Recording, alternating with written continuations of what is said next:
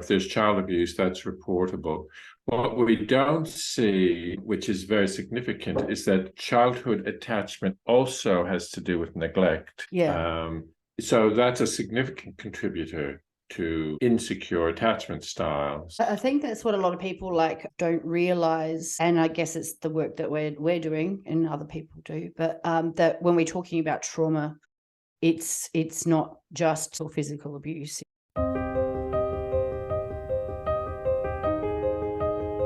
Welcome to episode 4 of the Superpowered Evolution podcast, folks. It's series 1, Fight for Your Life, all about not having to do that anymore.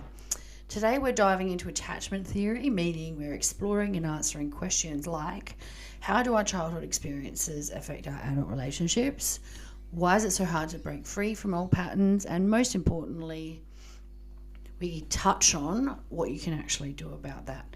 It's big work, guys. It's not one podcast. Whether you feel stuck, overwhelmed, or like nothing you've tried has worked, this episode is about finding some small practical shifts that will make a difference. So let's get into it, and I will see you at the end for a wrap up and to give you some actionable steps. And a final reminder before we head into today's conversation, pause if you need to, seek comfort if you need to, grab a teddy bear, a plushy dreadful, a blankie, a cup of tea. And as you listen, make sure you write any questions in the comments for us to come back to. The best spot to do that if you're listening to a podcast is the YouTube channel, which is Andrea Louise Rose, one word, and that's Andrea with an I. Please like and subscribe to my channel and make comments and stuff because it helps. Thank you so much. We're talking today about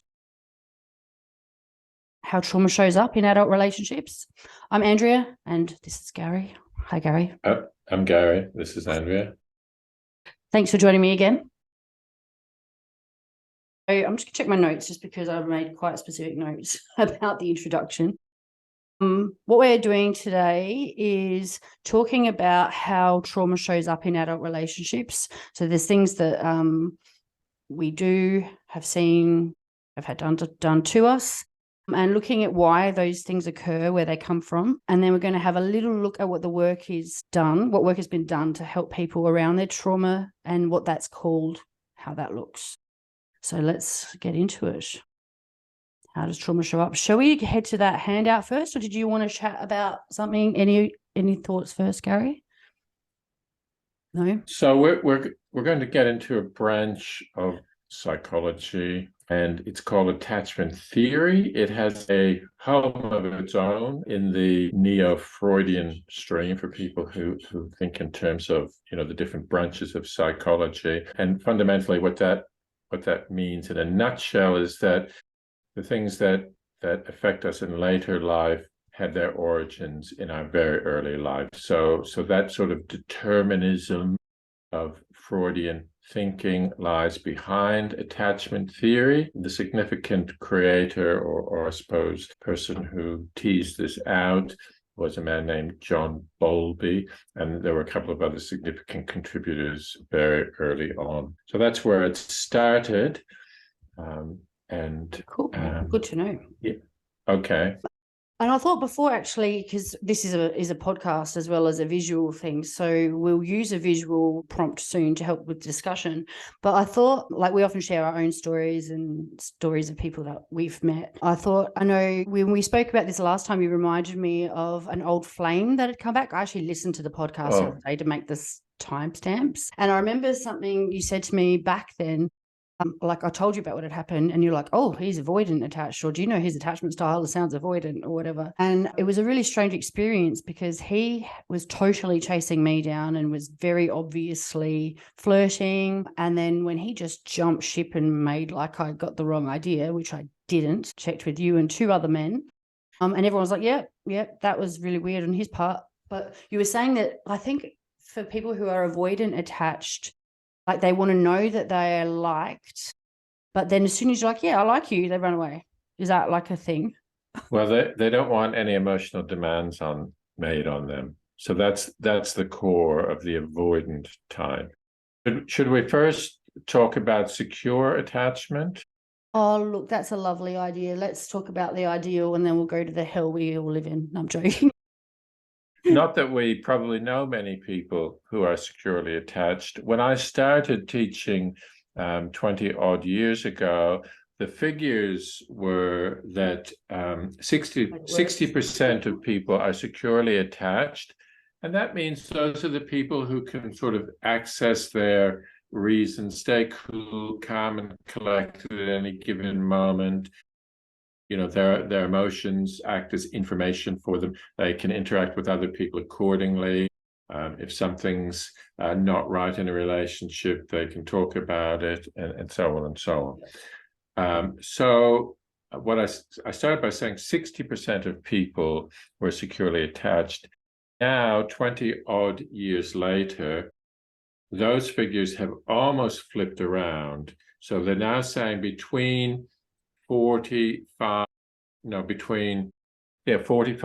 50% of people, between 40 and 45% of people are securely attached. And I'm interested in who they count. Does that mean that the research has gotten better around these things, or that we live in a society where the demands on families, for example, because again, this is an early childhood, has its origins in early childhood, that there's so much pressure on families in the last generation that in fact that many more people have insecure attachment styles? So that's an interesting question, I think, culturally or sociologically. Yeah, and even if it's right, because you started off by saying we probably don't know many people who are securely attached. So to me, I feel like only 20% of people might be securely attached. And also thinking about the statistics around abuse, trauma, what is it, like 1 in 3 and 1 in 4 people, say 3.5. That we know of. Yeah. I have been through. So then if that's the case, how is that statistic, the other statistic, true? So that is what we know, because those are reportable incidences. If there's child abuse, that's reportable. What we don't see, which is very significant, is that childhood attachment also has to do with neglect. So that's a significant contributor to insecure attachment styles. I think that's what a lot of people don't realize, and I guess it's the work that we're doing and other people do, but that when we're talking about trauma, it's not just sexual abuse or physical abuse. It's, I'm saying this generally, but someone's violence towards another person, or someone's demands, like in traditional old school marriages where maybe the dad was really full on toward the mum and the other person's grown up watching that. And it might not be as far as physical violence, but emotional violence. And people don't realize that emotional violence has actually had an impact on their view of the world and the way they treat people and that kind of thing. And it's worth saying, I think I probably alluded to this before, not all causes of relational trauma, because attachment styles is to some degree or another a form of relational trauma, although it might not actually fit the trauma playbook. But so it's not all intentional. If we talk about child abuse or child neglect, you'd have to say the adult care has a lot of agency in whether that happens or not. But you have to think of instances where, for example, the father might be absent for whatever reason, and the mother might have postnatal depression or have a mental health issue themselves. That would be a contributor there. And I'm sure we talked about it before, but like Gabor Mate talks about being a tiny baby in a war-torn country and the effect that had on his mum and other parental stress for their children and care for their children. And so then that's completely not anyone's fault, in that, of course, that's going to have an impact on somebody. But so some people would say, oh, I haven't been through trauma, but then you're like, well, your behavior tells me otherwise. Well, that's right. And I can see that quite clearly sometimes with my clients. Another thing that I don't know what age our listeners might be, but there was a whole generation that went through a type of parenting, working with babies, that was called controlled crying. You've heard of that. So my nana tried to get me to do it with Johnny, and I ignored her. Good for you. But so Bessel van der Kolk talks about that certainly on his talk on YouTube talk called "The Body Keeps the Score," and I can't remember if it's in the book, which I have read. But so just imagine being a baby with needs and being recommended by a very prominent and respected field of child rearing, that if you decide your child should sleep 8-hour nights at the age of 3 weeks, then what you do is you put that child in their room and you close that door. Yeah. And no matter what happens, you don't open that door again for 8 hours. I think he does talk about it in the book, or I don't even know how much. Sometimes I listen to books and read books, I don't know what's going on. I don't know if it was him or the other guy. Anyway, talking about the baby got left, but in that situation, but in the baby's desperation to try to get help, it actually, like, it was big enough to actually try to get itself out of the cot, and it fell and damaged the eardrum or something like that. And It was in some weird therapy session that the body memory came back, and that's how come they had a certain fear around something. And yeah, so they were left to cry and then injured themselves in trying to get help. That is so sad. Anyway, right. Yeah, we were going to be talking about secure attachment. So I'm just going to flip over to my little resource and see what it says. And then we'll talk about some of the ways that it shows up. Insecure attachment. Yes, that's right. So someone who is secure has low anxiety, that don't really avoid issues because they can talk about things, are comfortable to talk about things, are confident, and see themselves and others as good. So that's nice. Yeah, yes, that's very nice. It's like a fairy tale world, right? For many of us. Yeah. So yes, so, and like other things, can I just say, like, I think it's worth understanding cultural context. And you've probably heard me say this before as well, but I'm a baby boomer. So my parents went through World War II. My father was in World War II. His father was in World War I. And he was injured in World War I. He was both shot and gassed. And he was not. No, my grandfather in World War I, and his war bride came over and had 2 children and promptly left him because he was not the man she married. She married him the first time. He was shipped back to England when he got shot. She worked in the hospital. That's where their romance bloomed. But the second time he was sent back was because he was gassed, and that left him a different person. Nevertheless, they were married, and she got the boat back to Canada, where I grew up, and he was not the person she had married, quite literally. So she had 2 children and left, and this was 1920s. This was, I don't know how it was experienced at the time, but I'm sure it was a very, very difficult thing to do. But so those 2 children were abandoned by their mother, and they were raised by their aunt. Their father lived in the same house. It was his sister's house. So they survived. And then my father went to World War II. The point is, there wasn't a lot of emotional currency with that generation, right? They were traumatized. 2 world wars in a generation apart.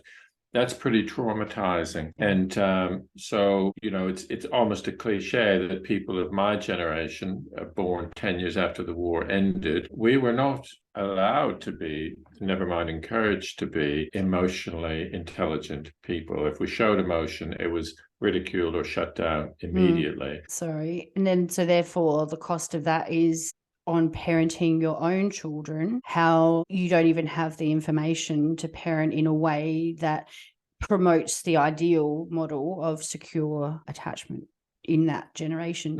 Anyone who's done pretty damn good has done pretty damn good, really. And we're just trying to evolve as a species.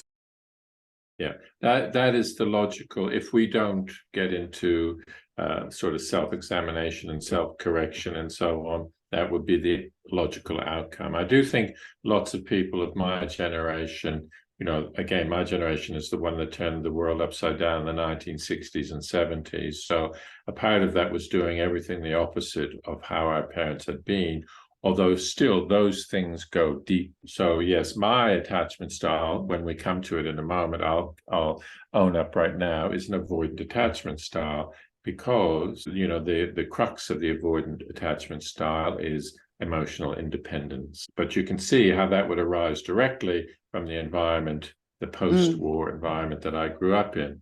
And there was a whole generation of men who were not emotionally conversant or emotionally intelligent. Mankind, I mean, the male mankind is kind of labeled for that now. That's something we wear as a male culture because it was true of at least 2 generations. And therefore, we can also call it intergenerational trauma because that's what it is. And that's just back to the point I was saying earlier that a lot of people, I don't know if this was recorded because we were talking before about how people don't realize that trauma is actually so many things, and that you've explained something. The guy that I was talking about before was avoidant. But I guess there'd have to be some kind of scale. Like, I know that theoretically we can move through to develop a more secure attached style. That's what the work's all about. But it sounds to me like some people are more extreme than others, I guess. Yes, I think Because that's you're very married true. and have children and have been married for a long time, and you're avoidant attached, and so is that other guy. But he's like a hot mess. Not even that hot. I'm joking. Yeah. Yep.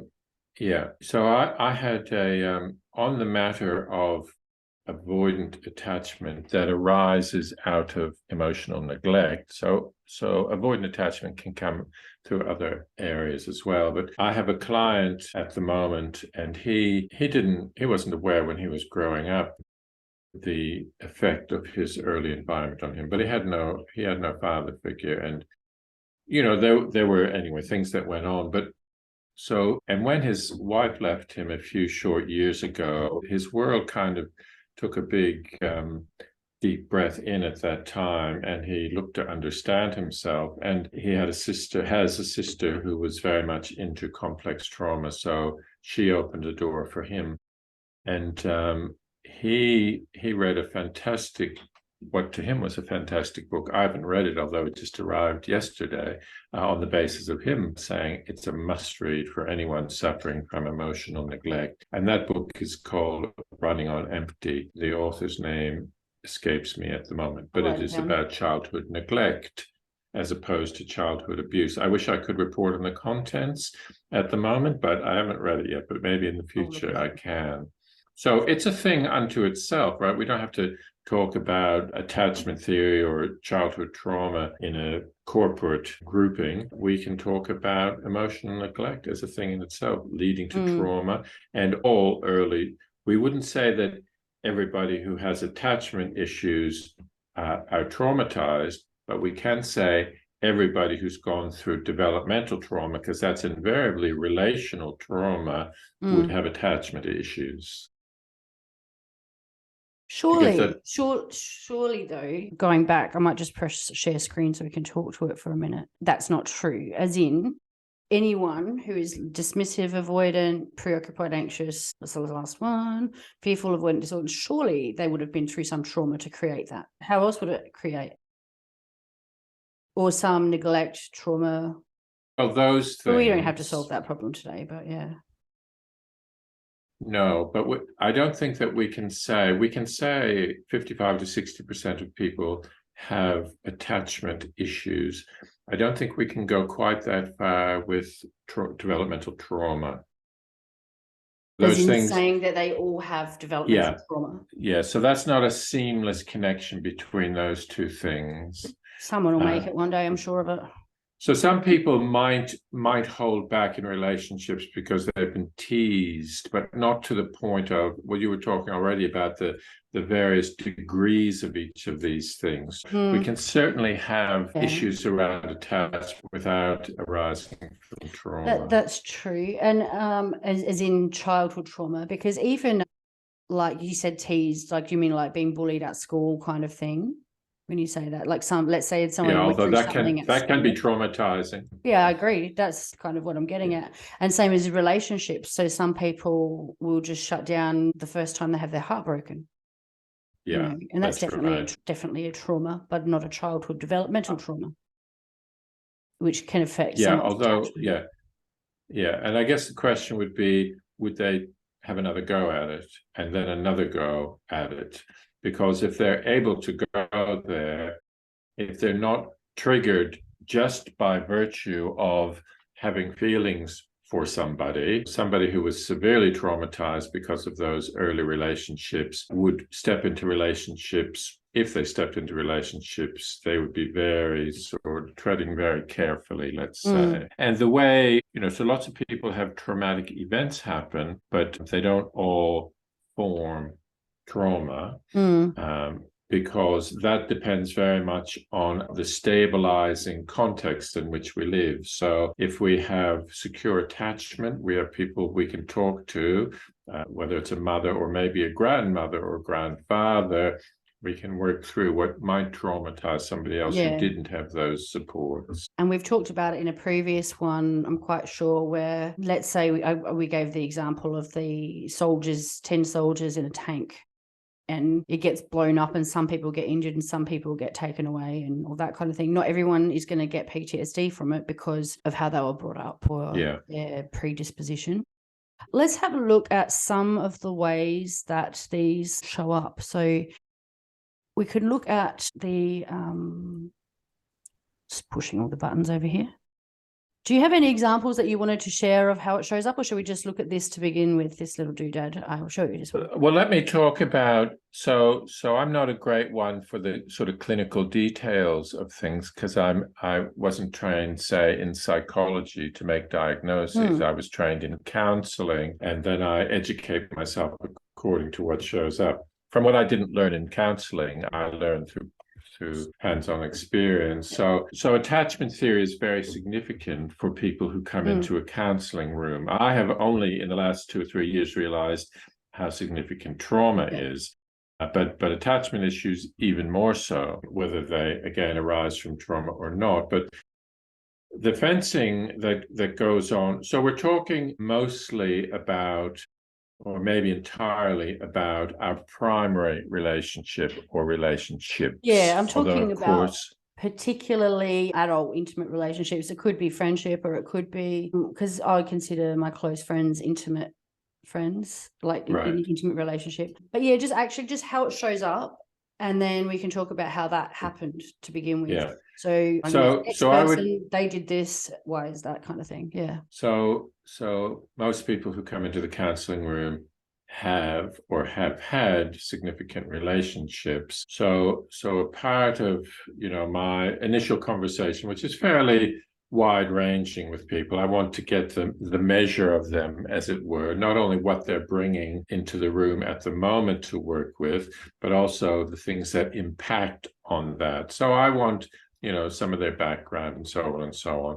And then according to what I hear, my thinking goes in particular directions, and trauma might be one of those directions. But so in relationships, as we will see when you bring up that information, what we will see is You're about to do a baby backstory. Go on. If I'm avoidant, as I have already confessed to be in relationship, I'm wanting the positive things that a relationship brings in my mind, but what I'm not wanting is somebody who wants a lot from me emotionally, right? That's what the avoidant, as I already said, tries to avoid.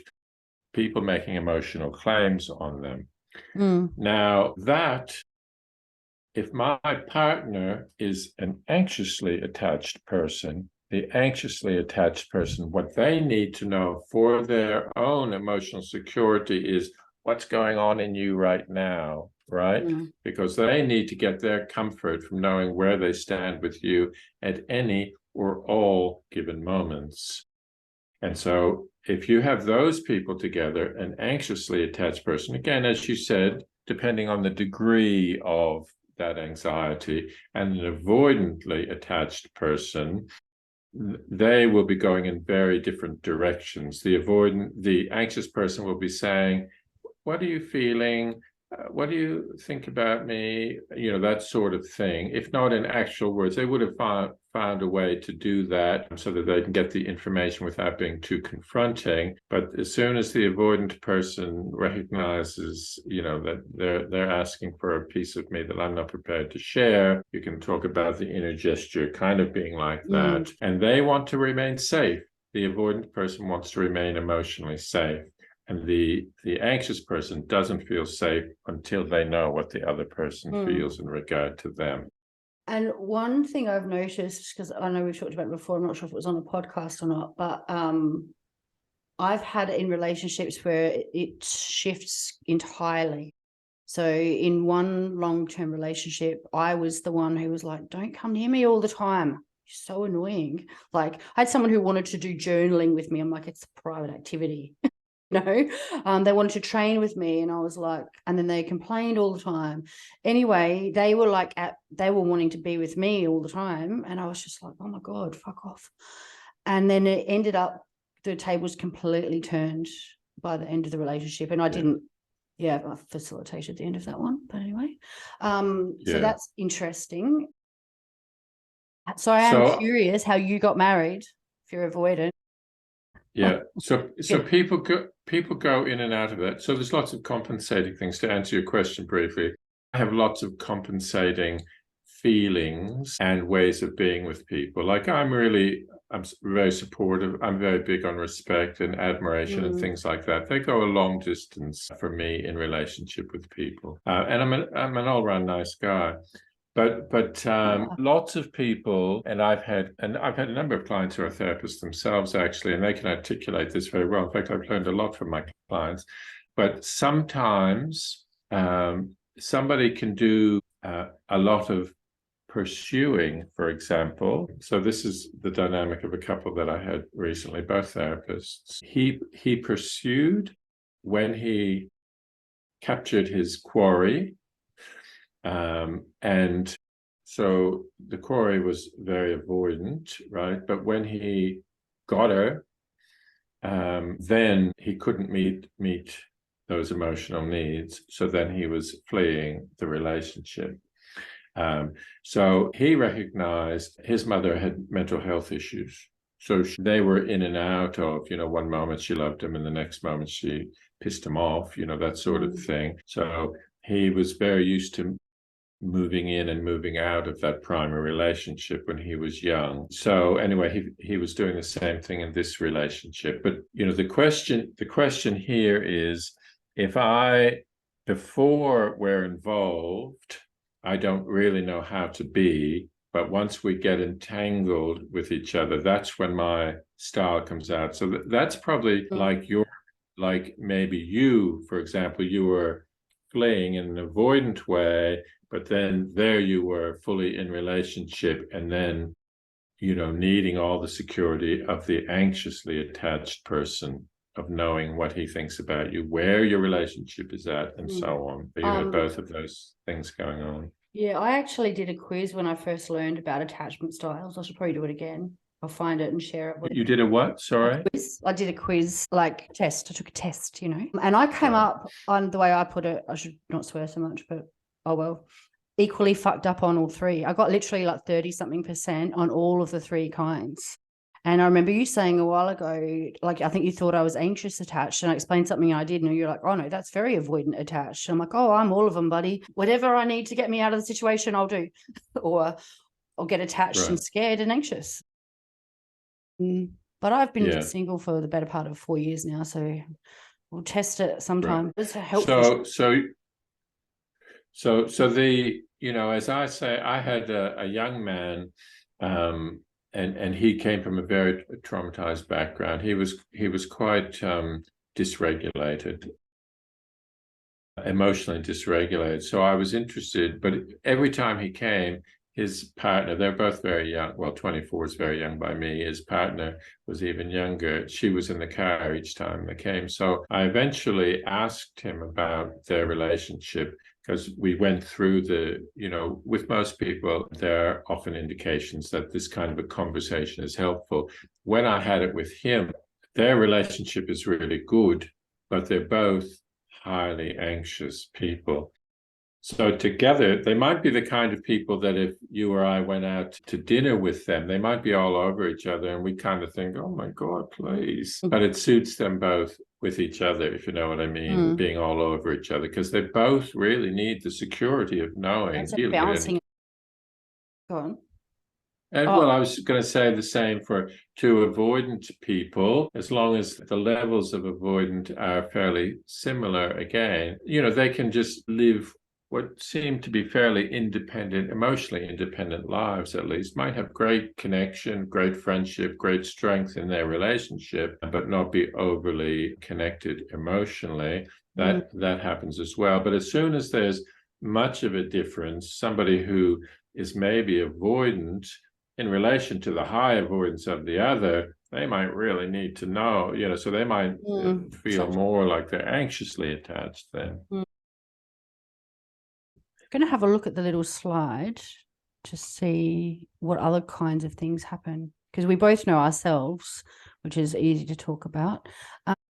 Okay, so to go on that though, I might just jump back out of this, because then what we were going to talk about is how people who are avoidant became that way. And you talked about it a little bit, but let's maybe recap. Yeah, stop sharing. Are you there?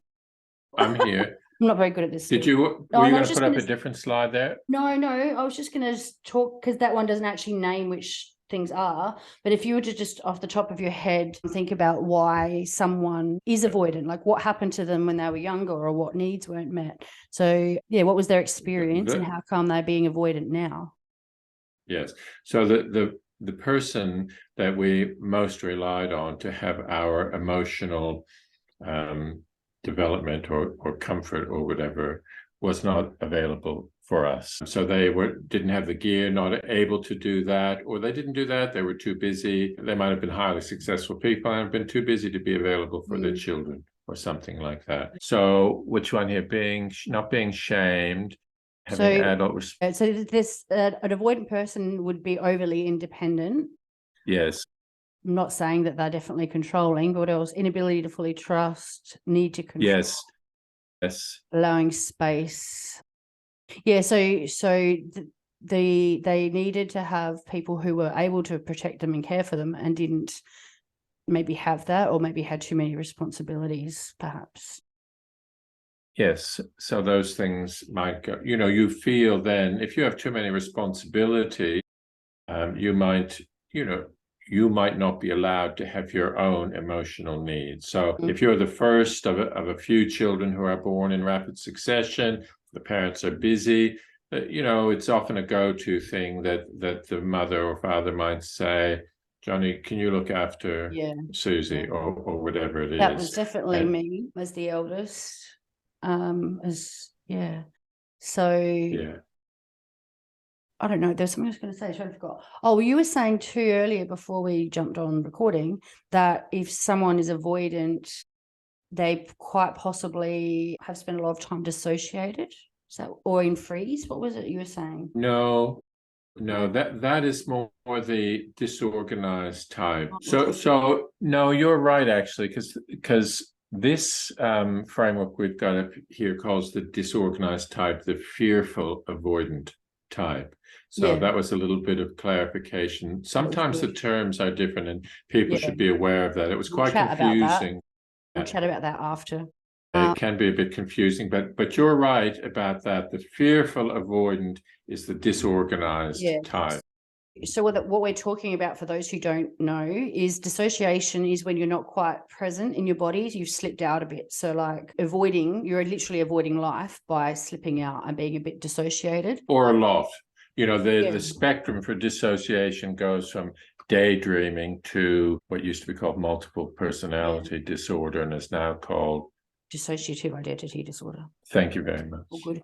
So let's have another look. Being overly defensive from real or perceived criticism. So, oh my gosh, I had an ex like that. I remember saying once oh, hey, do you mind taking the bin out? And it was just friendly. I was doing something. And they lost it at me about something, but that person had ADHD, and with that comes something called rejection sensitivity. But anyway, so this is talking about the fact that you're grown up, you're defensive, and what happened when you were younger is you were shamed and you were probably yelled at and just needed to be reassured. Yeah. So that would be, in my mind, an anxious attachment style. You're worried about, you wouldn't be defensive. If you were avoidant, you wouldn't really care whether the people could think Yeah, of that's you, true. because that's what we gear ourselves towards. Because you want to feel loved, and that's what this is, the need that wasn't met as a child was the The need to anxious be worthy. person. Yeah, Yeah. that's right. And So lovable. we don't know. I don't know where this comes from, but so these might not fit neatly into my framework, but I don't it's think we worth need to knowing. talk about the framework too much yet. Yeah. I'd like to recap that properly at the end and just chat a bit more about, like, you talk about, like, you know, there's anxiety and there's fear and stuff like that. But really, like, in the real world, someone's going to get annoyed because their partner gets defensive all the time, or they're going to be annoyed because their partner avoids communicating. Like, you know, when I guess, yeah. So if someone is completely avoiding communication and they don't want to have a hard conversation, Yeah. and why are they like that? And I guess that's probably because communicating wasn't safe when they were younger. Yeah. They don't want to be vulnerable. Yeah. Yeah. We won't go through all these one by one, but are there any examples that stand out? Like, for me, these controlling ones are important because I've had relationships where I've been really controlled. And it's interesting, I recognize there's something I specifically want, and it probably sounds silly saying it out loud, but in a relationship, I want to be with somebody who won't feel emasculated by me. Right. Because the cost of being with men who feel small and don't have their own thing is they try to destroy me and control me. And I've got, you know, a shiny, bright star that I'd like to keep shiny, bright, you know. And so this is another thing I'm going to just jump in and say as well, is it's all well and good to understand. I think it's good to understand other people and get some tools to communicate properly and helpfully. And we have some that we'll be able to provide after. But the reason someone is messed up isn't your job to fix. So it's not my job to fix my controlling partner. You know, it's my job to set boundaries, have compassion where needed, hold my boundaries and leave if that's what I need to do. And I think the thing that I'm really, really passionate about sharing with the world is it's actually our job to fix ourselves, to minimize our footprint on the world. So yes, well said. Thank you. So I just wanted to say that we're sitting here unpacking behaviors and, why did this happen and why did that happen? Why is kind of actually none of your business in a way. That's right. But if we just turn the lens inward, which one of the reasons of talking about it externally is it's a bit safer. Like if we were to sit there and go, look at yourself now, did this happen to you or whatever, or do you behave like this? Then this is what happened, go fix it. That can be a bit hard. So it's good in one way to go, here's some different examples of what X looks like, but don't go around, you know, analysing everybody else and trying to fix everybody else, because it's our job to fix ourselves. That's my rant over. But controlling men for me, what do we learn here? Is there anything you would like to say on control? So someone who is controlling. So what had occurred to me to say when you were talking about, you know, when you say this is the behavior of my partner, I just need to keep my shit together, for lack of a better word. Of course, the flaw in that ointment, or the fly in that ointment, is you'll probably get triggered, right? So keeping your shit together is not going to be as easy as all of that, unless you're a securely attached person. And because a securely attached person can do precisely that, just speak out of their lack of insecurity, and have those conversations with people. So we get triggered. In fact, probably people attract each other who, there's probably two dynamics at work there. They will collude with each other and look to be comfortable with each other, and therefore there won't be any growth. And that's safe and fine. There's no, you know, it's not my business to criticize that. Or people who really trigger each other. And what stands behind that, Carl Jung would say, you know, it's opposites that help us to become whole, if we can move in the direction of what they have to offer. However, we can get triggered there, and then by the nature of the word trigger, not be able to control our response to that person. Yeah. And that's why I was saying about leaving. There's times that you need to leave. If the other person isn't willing to have conversations and do the work of healing and growing, then that's none of your business to try to fix it and argue with it and force it. And that's probably one of my biggest lessons is, you know, like you're getting with someone and you think it's all hunky-dory, and then next thing you know, They're not a grower. And I end up being somebody that I don't like when I'm arguing to save our relationship or whatever. And it's like, well, if you're not fighting for it, I'm not fighting for it. Like, I'm just going to keep working on myself, buddy. I think a lot of relationships fail on exactly that basis, that one person feels they need to change the other. And I just don't, after the things I've been through and learned, I just don't see a need to fight. Like, I'm much better at communicating boundaries. And I still probably struggle with it, the most helpful wording, but like the way I see it, and I've spoken with other people about it, is you simply can say, I mean, this is what I need. You do what you want with that. Hopefully you love me enough to whatever, or love yourself enough, whatever. But this is what I need. And then when it doesn't actually happen, or they do the opposite, then it's actually for me to make a choice. It's not to argue. It's not to push. It's not to force. It's not to blame or go, oh, well, you said you would, blah. It's okay, well, we're not fitting very well. If my needs aren't being met, then I'm not going to argue about it. I suspect there's been a lot of water under the bridge for you to come to that kind of clarity, right? Yeah, now I feel like crying. Yeah. Well, yeah, and there's nothing wrong with crying. You can normalize crying for the people watching, because it's a normal human response. Very much so. Yeah. And so even, when I say water under the bridge for you to come to that, there's coming to that as an understanding, but it's even more difficult to actually in the spot be able to do and say those things. You know what though? Like, I've had friendships end as well. And I can sit with my own stuff while I work through it without having to fight about it. So something happened, I don't even know anymore. It wasn't last year, the end of the year before last. But anyway, female friend sent me a really, really, really harsh message, and I did not know what to do with it, and I couldn't do anything with it. And I just didn't do anything with it until I'd found some calm and some clarity. And I think I really, really do mean it and can do that. And there's just no need to fight. So what I ended up doing eventually was I wrote her a letter, and it's again up to you what you do with that letter. It's up to you if you embrace it and care about it or ignore it. I'm not going to fight about it. And to be honest, it's something, see if we're on track in a minute. My own violence is, I guess, the driver. So you can't blame someone in a relationship. So someone doesn't do a thing and the other person gets angry and goes, oh, but you did blah. It doesn't justify your shitty behavior. You don't, and that's a big driver for me. I can't remember what my point was. Told you my meds aren't working this week. Anyway, back to attachments. So I don't know. Is there a point I was? Do you have that? Can you think of it?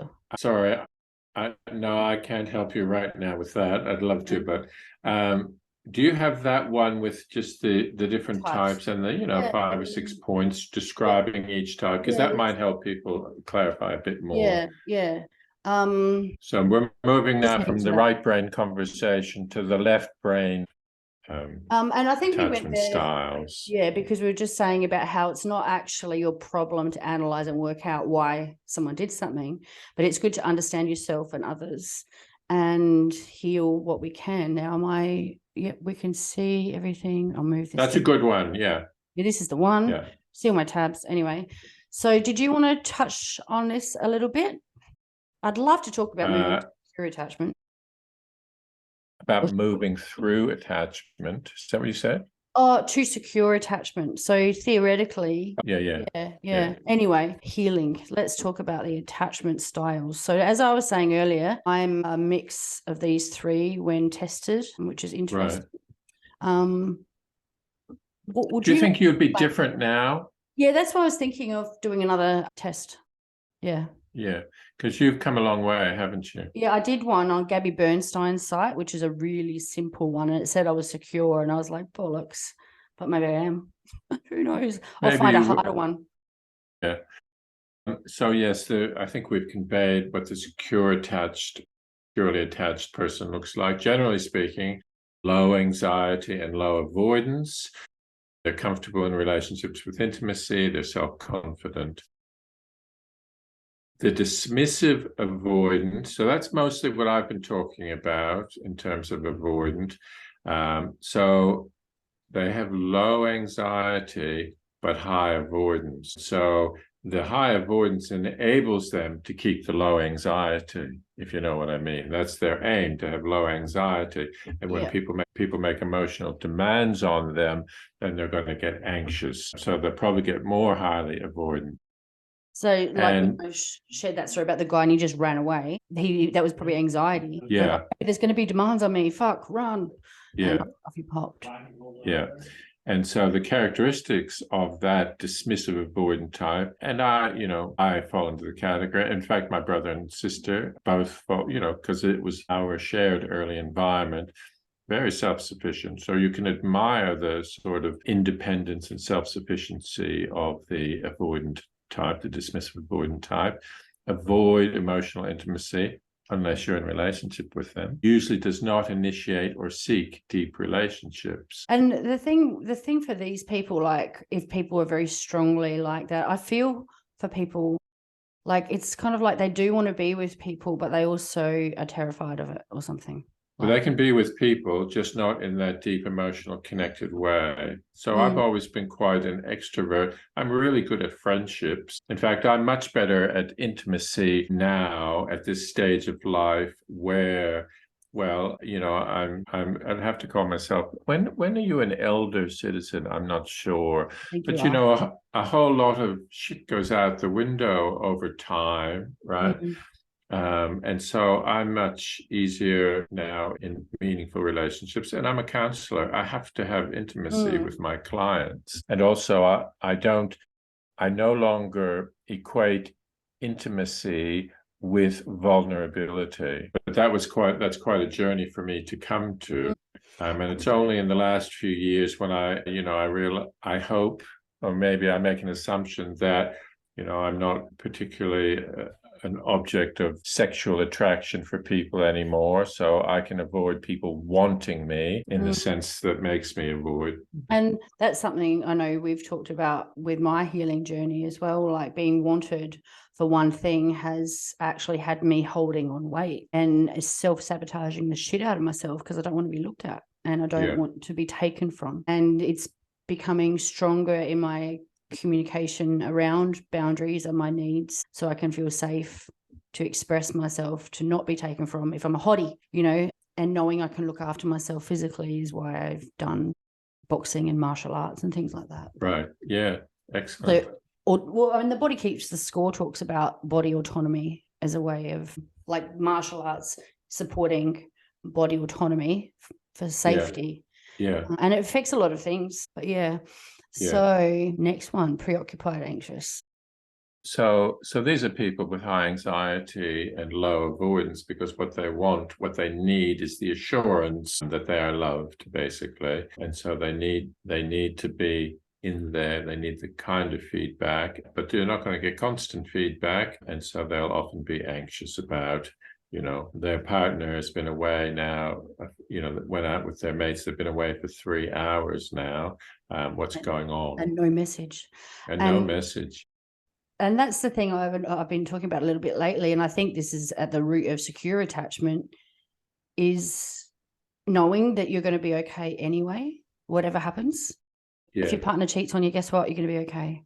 Or you can be, and you can do what needs to happen. And that's the thing that I've learned. I was going to share something about the other day. I'm going too late. I thought it was a bit rough, but I was like, you can go through all these things and actually be okay. You don't actually have to not be okay, Yes. And I feel like that's the answer to a lot of this. But then, do you think that you have to have secure attachments with some people to be able to develop that in yourself? Like, you have been, don't want to cry again, but you've been a very secure person for me. There's a couple of other people around, and it's like having good people around you helps you know that you're actually strong and good. Yeah. So I would probably word that in the vernacular of trauma. And so we have in the past talked about dysregulation, co-regulation, and self-regulation. And when we are dysregulated, when we're an emotional mess, we need to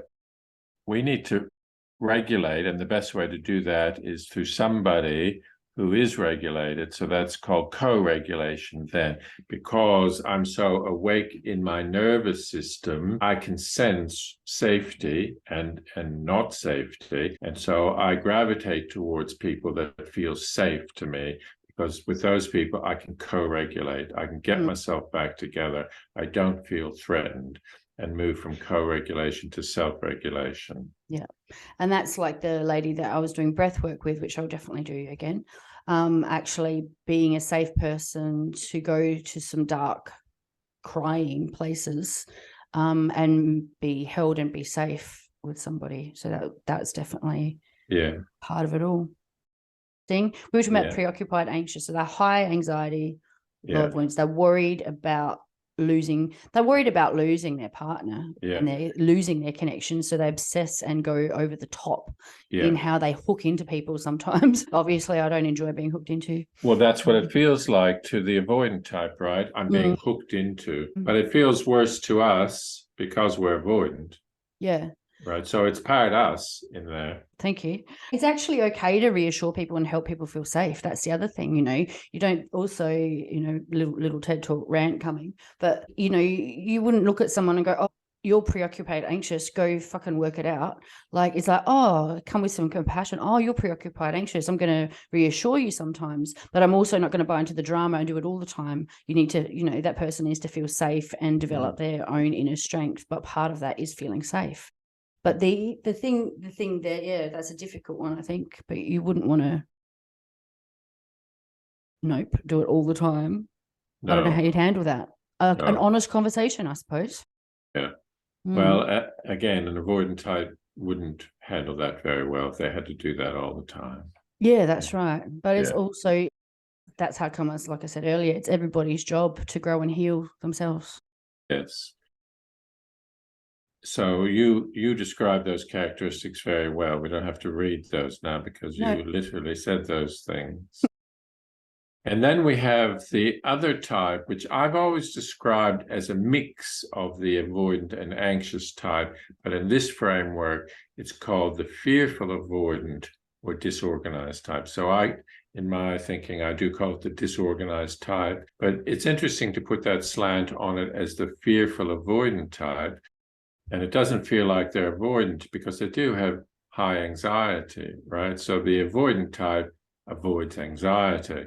But now we have somebody with the high avoidance of the anxious type, or high anxiety of the anxious type, but also the high avoidance of the dismissive avoidant type. And so, the literature would say that if people are diagnosed with, again, I don't want to label people, and I think lots of labels in the light of developmental trauma, which is only becoming better known now. A lot of these labels will get thrown out because they are all subsumed under the umbrella of early trauma or developmental trauma. But what I was going to say is that the personality disorders arise here. That's the current understanding, at least.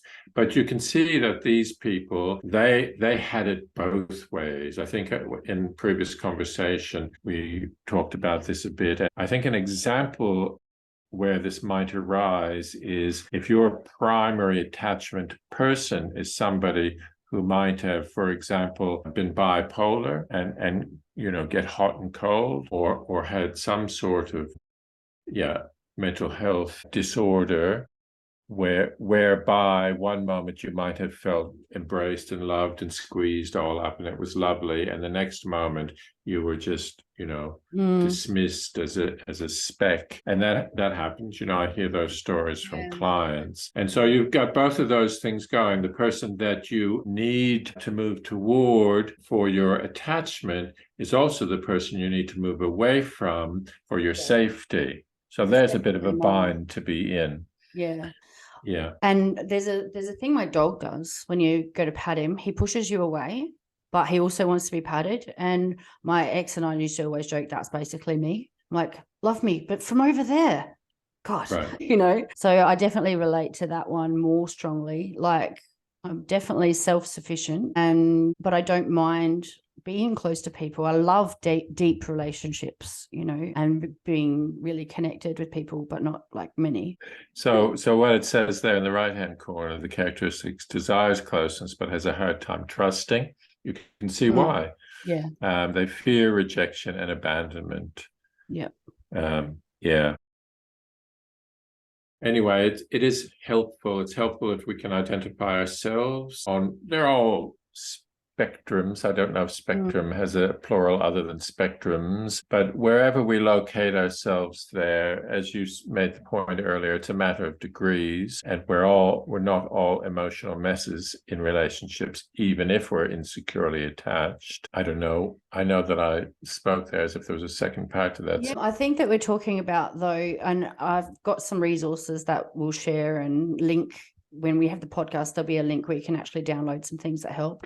I've got an absolute favorite, and I'll just talk through it now. But I think the point is to do the healing work, So and I guess, I don't know if we could really quickly touch on that. I might be able to. I notice in myself my fear of rejection and abandonment, and I notice it as mine. And it's not somebody else's to have to deal with. And so then that's where that self-regulation comes in, when you notice an unhelpful thought and then work through breathing about it. And then if you are in a safe relationship, you can talk about it as well. Say, oh, hey, I really struggle with this. The thing that would be helpful would be blah. But again, you're not making it their responsibility to completely, you might be like, okay, maybe I do need to have a reassuring text message every so often that we're good. So when we're talking about do the work of healing, and then you're going to heal the original wound that caused that, and that could actually even be forgiveness. That's not for everybody, and that's a big conversation. But like that forgiveness and compassion for parents comes from the stuff we were talking about earlier, actually understanding the context of their lives, so that perhaps you can come at that with some grace and then keep moving. I've talked to my son. I know he's had some chats with you here and there in life. And I remember him saying, because I apologize to something for him, like every so often I'll realize something and I'll go, oh, hey, I realized this about bringing you up, whatever. And remember when I said growing up together? So true. And he said to me one day, he goes, oh, Gary said that we don't really need to worry about that, Mum. Like, as in, we all have our own stories. Our work is just to heal. So. Yeah. And I was also wanting to say that so there's lots of counter indications about whether or not people need to revisit their original trauma. That's and really, it's really up to the individual as to whether or not they want to go there. But I'll say another thing about that. I think in one way or another, it's very helpful to do that, but we don't need to evoke the other person or persons. And so I think you had an experience of bringing your higher self to bear on your, the wounded child, if we can use that kind of language here. And there is a very wise part of you that is true, whether or not you realize it every day, but we all have that in us, right? And through inner imagery work, we can heal our own inner child through our own inner wise one. That was when I learned about reparenting, and I'm so glad that you brought that up, because I know we've talked about this book before, the 8 Keys to Something by Babette Child, and it talks about creating safety in your life and body. You don't go jumping around looking at your trauma if your base level needs in life aren't met, and you don't have a safe body or a safe place to land and heal. So, and you 100% don't need to, I say it all the time, one, we don't need to talk about it, talk therapy, but the healing that I've done on the things as I've needed, like in breath work and things like that, I don't go in there deliberately going, oh yeah, I'm going to look at this today. It's, we explore the body and where the tension is and breathe into it and what comes up, and have that space to make the space and have a safe place to allow things to happen when you're safe to. Lovely. So I won't show this. Actually, no, I will show this resource now. Just talk through it real super fast, just because people listening to a podcast aren't going to be able to see it. Oh, how many tabs do you want to open, Andrea? 2,700. That is a sign that we're not supposed to do it. I'm not doing it. Don't worry about it. maybe I am. This one, yeah. This one here explains the different kinds of attachment styles, but then also how to communicate your own needs, which is super important. And then also how to some healing tips. And I didn't make this. I just think it's so amazing as a resource.